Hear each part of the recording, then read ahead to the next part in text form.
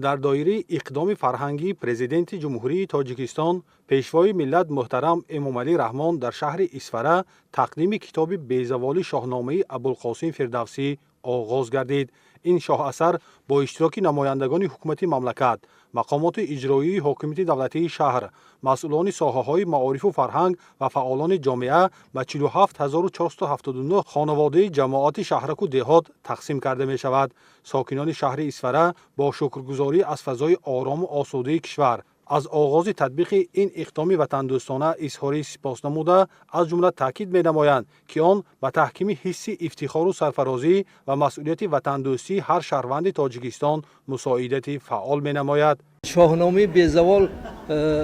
ترنمگری انسانگرایی، وطن دوستی، قهرمانی، دلیری، شجاعت و مردانگی است. مردم شریف اسفره این اقدامی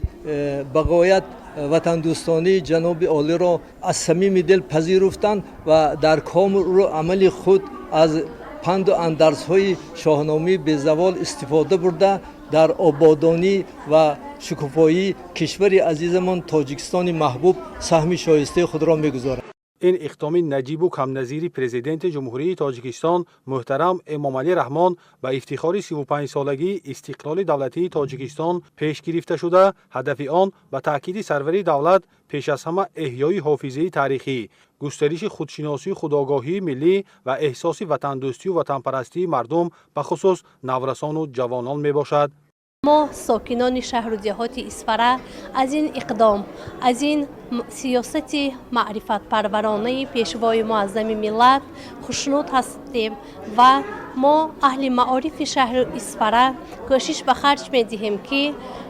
نسل نورس کتابخوان باشند، روی به کتاب آورده باشند و در آزمون هایی که با تشبث و پیشنهاد بی‌واسطه پیشوای معظم ملت برگزار گردیده ایستاده است اشتراک ارزنده و سزاوار داشته باشند. در مراسم تقدیم کتاب ذکر شد که توسط مطالعه شاهنامه نسل نورس با تاریخ پرافتخار خلق، پهلوانان شجاع و ارزش‌های بلند اخلاقی آشنا می‌گردد. این اثری بزرگ در بلند برداشتن حس افتخار ملی و احترام به فرهنگ نیاگان نقشی مؤثر دارد. ساکنان شهر اسفره چنین اقدام فرهنگی را با قناعتمندی استقبال نموده اظهار داشتند که تقدیم کتاب‌های ارزشمند به خصوص آثار کلاسیکی به رشد معرفت کتابخوانی و بالاروی سطح فرهنگ جامعه مساعدت می‌کند.